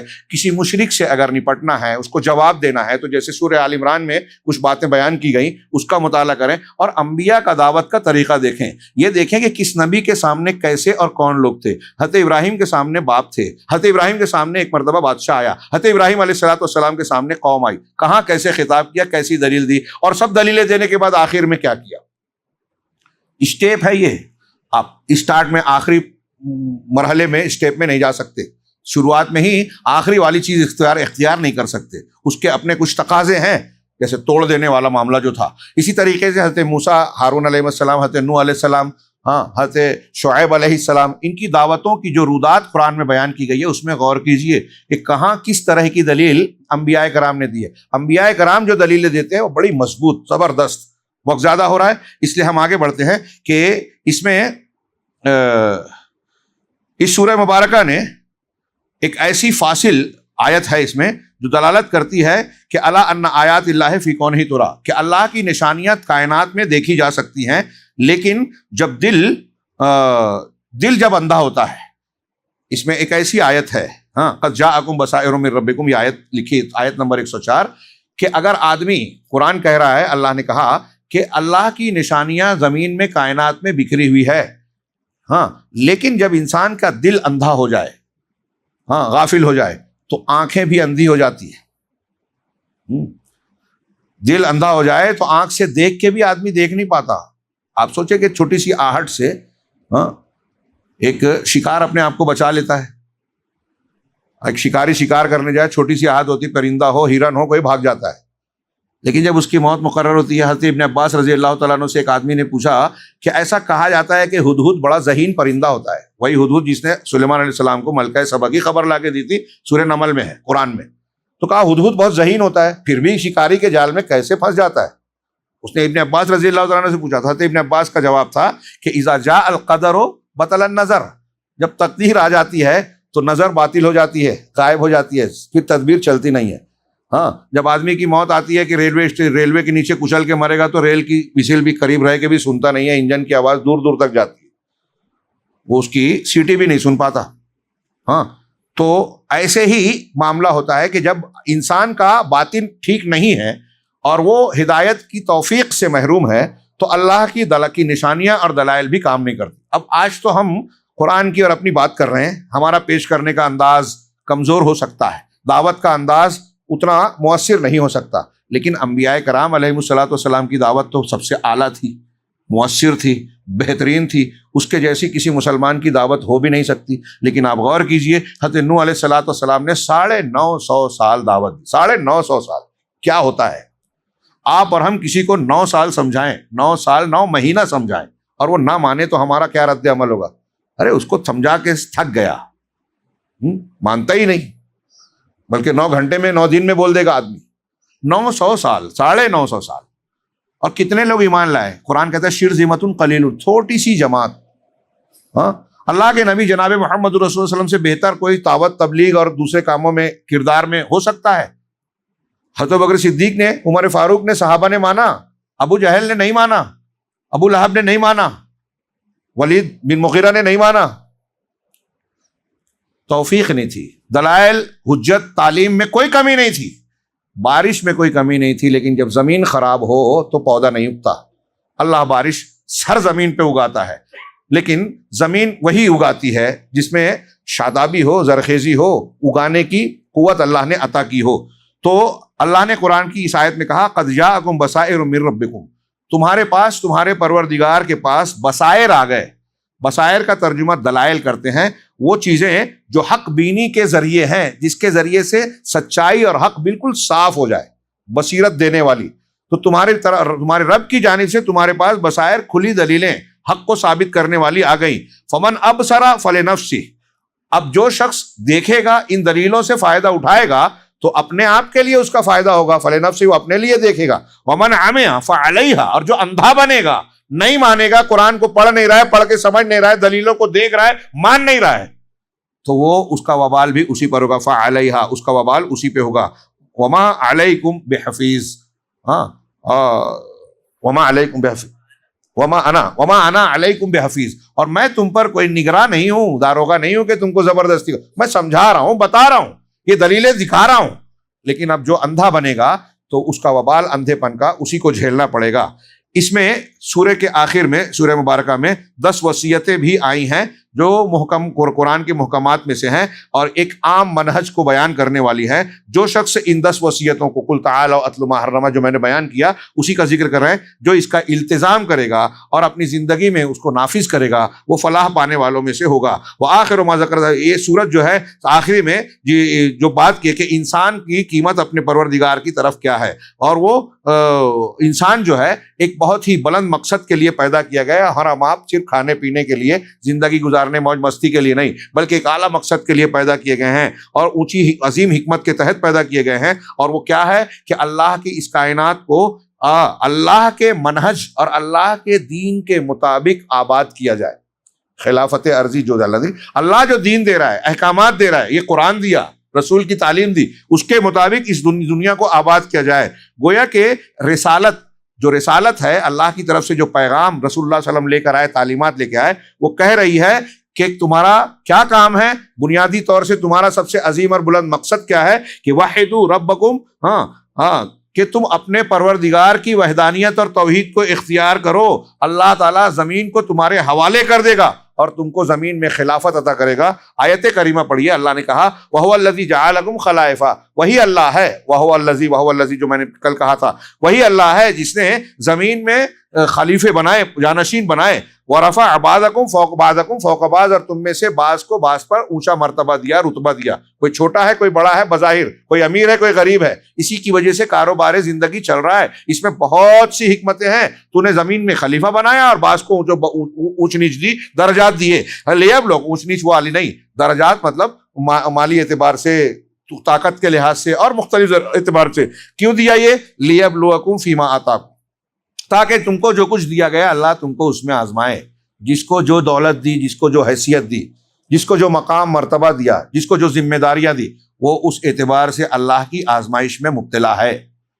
ہاں، ایک علم والا ہے، وہ علم کے ذریعے سے آزمائش میں مبتلا ہے، دولت والا ہے، دولت کے ذریعے سے، عہدے والا ہے، وہ عہدہ اس کے لیے آزمائش ہے۔ کوئی انعام نہیں ہے، خوش نہ رہے کہ مجھے اتنا بڑا مار کے روز فوٹو چھپتا ہے، ٹی وی چینل پہ آتا ہوں، نہیں، ٹینشن کی بات ہے۔ ہاں، عمر فاروق اور دوسرے خلفائے مسلمین کو دیکھیے، امیر بننے کے بعد روتے تھے، نیند نہیں آتی تھی۔ ہاں، ابوبکر صدیق اندھی عورت کے گھر میں جا کے جھاڑو لگاتے تھے، امیر غریب بن جاتا تھا امیر بننے کے بعد، اور یہاں الٹا ہوتا ہے۔ تو اللہ تعالیٰ آزما رہا ہے۔ ان ربک سریع العقاب، یہ آخری آیت ہے سورہ انعام کی، یقیناً تمہارا رب جلد سزا دینے والا، وَإِنَّهُ لَغَفُورٌ رَحِيمٌ، اور وہ بہت بخشنے والا، نہایت رحم کرنے والا ہے۔ دونوں باتیں ہیں، یہ مت سوچ لینا کہ رحم ہی رحم ہے تو کوئی مسئلہ نہیں ہے، اور یہ مت سوچ لینا کہ عذاب ہی عذاب ہے تو معاف نہیں کیا جائے گا۔ خوف بھی ہو، امید بھی ہو۔ اس صورت کے بعض فوائد پر نگاہ ڈال لیں۔ یہاں خلافت عرضی کی بات ہو گئی، وقت زیادہ ہو گیا ہے اس لیے میں آگے بڑھ رہا ہوں، کہ رات میں سونا اور دن میں عمل اور کوشش کرنا یہ فطرت ہے، اور یہی کامل ہدیہ ہے اور انسان کے لیے زیادہ بہتر ہے۔ اللہ نے فرمایا فالق الاصباح، اللہ ہی ہے جو صبح کو پھاڑنے والا ہے۔ رب الفلق ہم پڑھتے ہیں نا، قل اعوذ برب الفلق، دانے کو پھاڑتا ہے، بیج کو پھاڑتا ہے تو پودے، اناج، پھل پھول سب پیدا ہوتے ہیں۔ رحم مادر پھٹتی ہے تو انسان پیدا ہوتا ہے۔ رات کے اندھیرے کو پھاڑتا ہے تو صبح نکلتی ہے، دن نکلتا ہے، اجالا ہوتا ہے۔ فالق الاصباح، صبح کو پھاڑنے والا۔ وجعل اللیل سکنا، اور اللہ نے رات کو سکون اور راحت کی چیز بنایا، راحت کا مقام بنایا کہ اس میں آرام کیا جائے۔ ہاں، والشمس والقمر حسبانا، اور سورج اور چاند کو حساب کے لیے بنایا ہے، ایک دوسرے کے حساب کے لیے، حساب کے طور پر بنایا کہ اب تم اس میں دوڑ دھوپ بھی کرو اور اس میں روزی روٹی کماؤ، رات میں آرام کرو۔ کل ہمارے ہاں ڈاکٹر صاحب تھے، وہ کہہ رہے تھے کہ میڈیکل سائنس بھی یہ کہہ رہا ہے کہ رات کی نیند انسان کے لیے بہت ضروری ہے، اور رات کے بھی نیند کے کئی درجات ہیں، 7 درجات ہیں۔ 7واں درجہ گہری نیند کا ہے، اور وہ رات ہی کے حصے میں آتی ہے، دن میں کبھی نہیں آتی۔ اور اس حصے میں جہاں گہری نیند آتی ہے، انہوں نے کہا 1 سے 3، اور دوسرے لوگ اور بھی کچھ کہہ سکتے ہیں، اس درمیان اگر کوئی شخص تھوڑی نیند بھی لے لے تو وہ دن کی لمبی نیند سے بھی زیادہ مفید ہوتی ہے انسانی صحت اور نشاط اور سرگرمی کے لیے۔ ایک یہ کہ اس میں اس سورہ مبارکہ میں یہ بھی پتہ چلا کہ جو شخص کامل اور خالص توحید کو پورا کرے گا، اللہ تعالیٰ دنیا اور آخرت میں اس کو امن دے گا۔ آج مسلمان سہمے ہیں، ڈرے ہیں، خوف میں مبتلا ہیں۔ خوف کہاں سے دور ہوگا؟ ایمان خالص ہو، شرک سے بچیے اور اپنے اعتبار سے گرد و پیش والے کو بچائیے، عذاب سے محفوظ رہیں گے۔ ابھی میں نے آیت پڑھی تھی، اسی آیت کا اشارہ کر رہے ہیں، الذین آمنوا ولم یلبسوا ایمانہم بظلم، تو امن ملے گا توحید سے۔ نمبر 3 کہ کثرت کبھی حق کی دلیل نہیں ہوتی۔ آج کل ہمارے بہت سارے نوجوان یہ دیکھتے ہیں کہ فلاں تو مقرر ہے، ہاں فلاں اگرچہ وہ جاہل ہو لیکن اس کو لائک کرنے والے فالوور جو ہیں اتنے لاکھ ہیں، تو بس اس کے پیچھے پڑ جاتے ہیں۔ اتنے ہیں تو کیسے غلط ہو سکتا ہے؟ اتنا نام ہے، پھر آ کے مولویوں کو بور کرنے لگتے ہیں، اس کے بارے میں آپ کا کیا کہنا ہے؟ فلاں ایسا کیسے ہے؟ کوئی اتنا بڑا جاہل ہے، پھر وہ بولتے ہیں کہ نہیں اس کو تو فلاں یہ کہتا ہے، ڈھیما یہ کہتا ہے، فلاں کہتا ہے، ڈھیما کہتا ہے، تو آپ کیوں ٹینشن لیتے ہیں؟ اس کا نام مت لیجئے، ذکر مت کیجئے۔ اور اگر بہت سے لوگ فالوورز ہیں تو ٹھیک ہے، علماء کا کام ہے کہ اس کو نام لے کر وضاحت کریں، جس کے ذریعے سے لوگ زیادہ گمراہ ہو رہے ہیں۔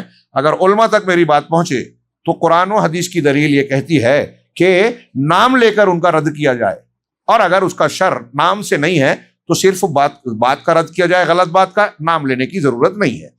یہ صرف میں نہیں کہہ رہا، قرآن و حدیث کی دلیلیں کہہ رہی ہیں، اور ہمارے پورے سلف کی تاریخ آپ دیکھ سکتے ہیں۔ اللہ تعالیٰ نے آیت نمبر 116 میں کہا سورہ انعام کی، وَإِن تُطِعْ أَكْثَرَ مَنْ فِي الْأَرْضِ يُضِلُّوكَ عَنْ سَبِيلِ اللَّهِ، اگر زمین کے اکثر لوگوں کی، اکثریت کی آپ اطاعت کرو گے، جمہوریت کا رد ہو رہا ہے قرآن سے، اگر اکثریت کی اطاعت کرو گے، پیچھے چلو گے، تو آپ کو اللہ کے راستے سے بھٹکا دیں گے۔ ہاں، اکثریت کے پیچھے نہیں جانا ہے، ووٹ زیادہ مل گئی تو وہ صحیح، یہ نہیں ہے، علم کی بنیاد پہ دیکھا جائے گا۔ اسی لیے میں ایک بات کہتا ہوں، ہمارے ہاں کچھ لوگ ایسے ہیں کہ تعداد دیکھ کے کہتے ہیں اتنے لوگ 20 رکعت پڑھتے ہیں، اتنے لوگ تعزیہ بناتے ہیں۔ اب کہیں کسی کی اکثریت ہے، کہیں کسی کی، تو تھوڑی دیر کے لیے سوچیے، ابھی حضرت ابراہیم کو ہم مانتے ہیں، جب حضرت ابراہیم توحید پیش کر رہے تھے تو زیادہ حضرت ابراہیم کے ساتھ لوگ تھے یا آزر کے ساتھ تھے؟ اکیلے تھے ابراہیم علیہ السلام، تو آپ کے قاعدے سے حضرت ابراہیم کو لائک کرنے والے، سبسکرائب کرنے والے اس وقت کوئی تھا ہی نہیں، تو غلط تھے؟ دلیل دیکھیں گے نا، سوچئے تھوڑی دیر کے لیے۔ اور ہمارے یہاں بہت سے لوگ یہ کہتے ہیں ارے اتنے لوگ کرتے ہیں تو لوگ کریں، پوچھے اچھا ٹھیک ہے 10 لوگ، میں اکثر ہی سمجھاتا ہوں کلاسوں میں کہ اگر 10 لوگ ایک کام کر رہے ہیں، اب اس سے ایک کو پوچھے کہ آپ کیوں کر رہے ہیں، تو اس لیے کہ وہ 9 کر رہے ہیں، دوسرے سے پوچھے آپ کیوں کر رہے ہیں، وہ 9 کر رہے ہیں، آپ کیوں کر رہے ہیں، وہ 9 کر رہے ہیں، تو 10 میں کا ہر ایک اس لیے کوئی کام کر رہا ہے کہ بقیہ 9 کر رہے ہیں۔ کیا یہ دلیل ہے؟ آپ کیوں کر رہے ہیں؟ باپ دادا کر رہے ہیں اس لیے کر رہے ہیں۔ باپ دادا کر رہے ہیں، کیا یہ دلیل ہے؟ وہ جو کہتا ہے وہ بھی نہیں مانتا، کیونکہ ہیئر اسٹائل اس کا ابا کے جیسا نہیں ہے۔ اس سے بولے یہ تو نے بال ایسا کیوں رکھا ہے، ابا کے جیسا کیوں نہیں رکھا؟ وہ ابا کا اولڈ ٹائم تھا، ابھی نیا ماڈرن زمانہ آ گیا، وہ ابا کا زمانہ الگ تھا۔ ابا بولتے تھے ان کو آپ کا زمانہ پہلے کا تھا، الگ تھا۔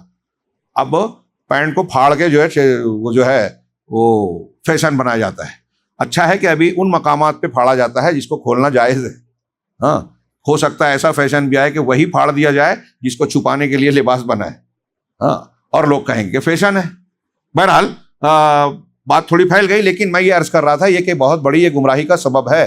کچھ لوگ تعداد دکھا کے لوگوں کو گمراہ کرتے ہیں، اور جاہلوں کو متاثر کرنے کے لیے باطل طبقات اس کا بہت استعمال کرتے ہیں۔ اگر ایک غلط آدمی کو لانچ کیا جاتا ہے تو اپنے لوگوں کو بتایا جاتا ہے کہ آپ اس کو لائک کرو، سبسکرائب کرو، تاکہ لوگوں کو ایسا دکھے کہ اتنے لوگ اس کو سن رہے ہیں تو اور سننے والے بن جائیں۔ اب آپ بھی جاتے ہیں اور فارورڈ کرتے ہیں تو آپ اس کو مشہور کرتے ہیں اور دوسروں کے لیے فتنے کا سامان کرتے ہیں۔ باطل مذاہب، اس کا کاش موقع ہوتا کہ میں اس میں تھوڑی اور مثالیں دیتا، کچھ باتیں آ رہی ہیں لیکن میں چھوڑ رہا ہوں۔ ان یتبعون الا الظن وان هم الا یخرصون، اللہ کے اگر تم اکثریت کے پیچھے جاؤ، بھاگو گے تو وہ تم کو اللہ کے راستے سے بھٹکا دیں گے، گمراہ کر دیں گے۔ وہ تو بس گمان کی پیروی کرتے ہیں اور اٹکل پچو اندازے ٹولے کام کرتے ہیں۔ یخرصون، خرس اندازے کو کہتے ہیں، بغیر کسی بنیاد کے کوئی ایسا وہ ہوگا، ایسا ہوگا۔ اب آپ دیکھیے کہ بہت سے لوگ آج ہمارے ہاں دین کے معاملے میں جب ان سے پوچھے کہ بھائی حدیث یہ ہے، آپ یہ کرتے ہو، تو آپ یہ کیوں کرتے ہو کہ ہمارا مسلک ہے؟ تو بھائی قرآن حدیث تو یہ کہا نہیں، ہمارے مسلک، ہمارے امام، ہمارے مولوی صاحب کے پاس ہوگی کوئی دلیل، ہوگی، جو ہے وہ نہیں مان رہے۔ کتنی عجیب بات ہے! کیا یہ طریقہ، یہ منہج صحیح ہو سکتا ہے؟ کیا ہے؟ ہرگز نہیں۔ تو بہرحال اس آیت کریمہ میں ایک بہت بڑا یہ کہ اکثریت، اس لیے بعض سلف کہتے تھے کہ گمراہ ہونے والوں کی اکثریت کو دیکھ کر گمراہ نہ ہو جاؤ، دھوکہ نہ کھاؤ، اور اہل حق کی قلت کو دیکھ کر دھوکہ نہ کھاؤ۔ اہل حق اصولوں پر جمے رہنے والے ہمیشہ کم ملتے ہیں۔ ہاں، سب لوگ ایسے جگر والے نہیں رہتے کہ کیسے بھی حالات ہوں سچ بولیں گے، حق پر جمے رہیں گے۔ اسی طریقے سے نمبر 4 میں انہوں نے کہا کہ ایمان، اسلام، جب تک قیامت کی نشانیاں ظاہر نہ ہو، آخری نشانی، اس وقت تک اس سورہ مبارکہ کا ایک مضمون ہے، آدمی کا ایمان صحیح ہو سکتا ہے اور اس کی توبہ قبول ہو سکتی ہے۔ عمومی طور سے یہ قیامت کے لیے ہے، اور خصوصی طور سے پرٹیکولر آدمی کو دیکھیں، میں آپ کوئی بھی، تو موت کی علامتیں ظاہر ہو جانے کے بعد توبہ قبول نہیں ہوگی، ایمان قبول نہیں ہوگا۔ ہاں، ابھی میرا خیال ہے سورہ یونس پڑھی گئی نا آج، اس میں فرعون ڈوبنے لگا تو اس نے کہا کہ میں موسیٰ اور ہارون کے رب پر ایمان لاتا ہوں، تو اللہ کا جواب تھا آنا، ہاں، وقت عصیت من قبل، اب تو ایمان لا رہا ہے جبکہ اس سے پہلے بار بار تو نے انکار کیا۔ تو اب موت کی علامتیں اور عذاب کا اجرا جب ہو چکا ہے تو تیری توبہ کا دروازہ بند ہو گیا۔ تو موت کی علامت جب تک نہ آئے یا قیامت کی علامت جب تک نہ آئے، تب تک اللہ کی طرف سے توبہ کا دروازہ کھلا ہوا ہے۔ یہ کہہ رہے ہیں اللہ کے رسول صلی اللہ علیہ وسلم کا فرمان ہے، کہا فَإِذَا ظَهَرَتْ، جب یہ علامتیں ظاہر ہو جائے گی تو توبہ کا دروازہ بند ہو جائے گا اور کسی سے پھر توبہ قبول نہیں کی جائے گی۔ اسی طرح ایمان کا دروازہ بھی بند ہو جائے گا، کسی سے ایمان قبول نہیں کیا جائے گا۔ اللہ کے رسول نے فرمایا کہ لا تقوم الساعة حتى تطلع الشمس من مغربها، قیامت اس وقت تک قائم نہیں ہوگی جب تک سورج مغرب سے طلوع نہ ہو جائے۔ فَإِذَا طَلَعَتْ وَرَآهَا النَّاسُ، بس جب سورج مغرب کی جانب سے طلوع ہو جائے گا اور لوگ اسے دیکھ لیں گے، آمنوا اجمعون، تو سب کے سب ایمان لائیں گے۔ لیکن وَذَلِكَ حِينَ لَا يَنفَعُ نَفْسًا إِيمَانُهَا، یہ وہ وقت ہوگا جب کسی انسان کو، کسی جان کو اس کا ایمان لانا کام نہیں آئے گا۔ پھر اللہ کے رسول صلی اللہ علیہ وسلم نے یہ بات بیان کر کے سورہ انعام کی آیت پڑھی، هَلْ يَنظُرُونَ إِلَّا أَن تَأْتِيَهُمُ الْمَلَائِكَةُ، کہ کیا یہ لوگ صرف اس امر کے منتظر ہیں کہ ان کے پاس فرشتے آ جائیں، او یاتی ربک، یا ان کا پروردگار آ جائے، او یاتی بعض آیات ربک، یا تمہارے پروردگار کی کچھ نشانیاں آ جائیں۔ ہاں، یوم یاتی بعض آیات، یہ اس کا انتظار کر رہے ہیں کہ جب آئے گا تو ایمان لائیں گے۔ لیکن یوم یاتی بعض آیات ربک، لیکن جب تمہارے پروردگار کی بعض نشانیاں آ جائیں گی، لا ينفع نفسا ایمانها لم تکن آمنت من قبل، تو کسی جان کو ایمان لانا کام نہیں آئے گا جو اس سے پہلے ایمان نہیں لائی تھی، او کسبت فی ایمانہا خیرا، یا وہ جس نے اپنے ایمان میں کوئی بھلائی کو نہیں کمائی تھی، یعنی نیکی کا کام نہیں کیا تھا۔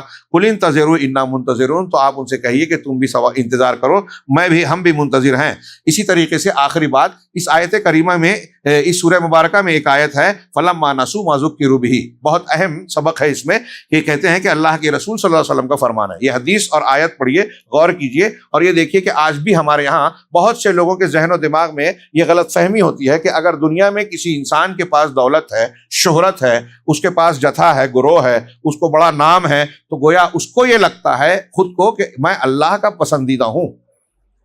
ہاں، اگر یہ معیار ہوتا تو پھر کیا کہیں گے کہ فرعون اللہ کا پسندیدہ تھا، اور جو فرعون کے پاس تھا وہ موسیٰ علیہ السلام کے پاس نہیں تھا، تو موسیٰ علیہ السلام اللہ کے پسندیدہ نہیں تھے۔ یہ غلط فہمی لوگ پالتے ہیں، اور اس کی تنبیہ قرآن میں جگہ جگہ کی گئی ہے۔ یہاں سورہ انعام کی بھی ایک آیت ہے اور اس کے ساتھ حدیث۔ اللہ کے رسول نے فرمایا کہ اذا رأیت اللہ یعطی العبد من الدنیا علی معاصیہ ما یحب، یہاں میں ایک بات بیان کرنا بھول گیا کہ یہ جو ترقی کر رہا ہے گناہوں کے ساتھ، نافرمانی کے ساتھ، تو وہ سمجھتا ہے کہ میں گناہ تو کر رہا ہوں لیکن میں پکڑا نہیں جا رہا ہوں، اللہ مجھ سے محبت کر رہا ہے، دولت دے رہا ہے، اللہ مجھ سے محبت کر رہا ہے۔ تو اللہ کے رسول کہہ رہے ہیں کہ جب آپ تم دیکھو کہ بندے کو گناہوں کے باوجود وہ چیزیں دی جا رہی ہے جو وہ پسند کرتا ہے، گناہ کر رہا ہے پھر بھی وہ چیزیں مل رہی ہے۔ ہاں، مسجد توڑ دی، حکومت مل گئی، ووٹ مل گیا، اور بہت کچھ کیا ان کو بھی اور آپس میں مسلمانوں میں بھی، کہ گناہ کر رہا ہے پھر بھی ترقی کرتا نظر آ رہا ہے۔ تو فَإِنَّمَا هُوَ اسْتِدْرَاجٌ، فَإِنَّمَا هُوَ اسْتِدْرَاجٌ، یہ استدراج ہے، اللہ کی طرف سے ڈھیل ہے۔ ثُمَّ تَلَا، یہ اللہ کا مکر ہے۔ اور پھر اللہ کے رسول صلی اللہ علیہ وسلم نے یہ بات بیان کر کے قرآن کی آیت تلاوت کی کہ فَلَمَّا نَسُوا مَا ذُكِّرُوا بِهِ فَتَحْنَا عَلَيْهِمْ أَبْوَابَ كُلِّ شَيْءٍ، جس چیز سے ان کی نصیحت کی گئی تھی جب انہوں نے اسے فراموش کر دیا تو ہم نے ہر چیز کا دروازہ ان پر کھول دیا. ہاں دنیا کی دولت سمٹ رہی ہے, بینک بیلنس بڑھتا جا رہا ہے, حکومت مل رہی ہے, ووٹ مل رہا ہے, دکھ رہا ہے, ایسا لگ رہا ہے, ہر چیز کا دروازہ کھول دیا. ہاں ماننے کو تیار نہیں ہے, ظلم کیے جا رہے ہیں, گناہ کیے جا رہے ہیں. لیکن اللہ نے آگے کہا حتی اذا فرحوا بما اوتوا, یہاں تک کہ جو کچھ انہیں دیا گیا اس پر وہ مگن ہو گئے, خوش ہو گئے, مست ہو گئے. اخذناہم بغتۃ, تو اچانک ہم نے انہیں پکڑ لیا. فاذا هم مبلسون, اور جب پکڑ لیا تو وہ مایوسی کا شکار ہو گئے, اب ان کو کوئی راستہ نظر نہیں آیا.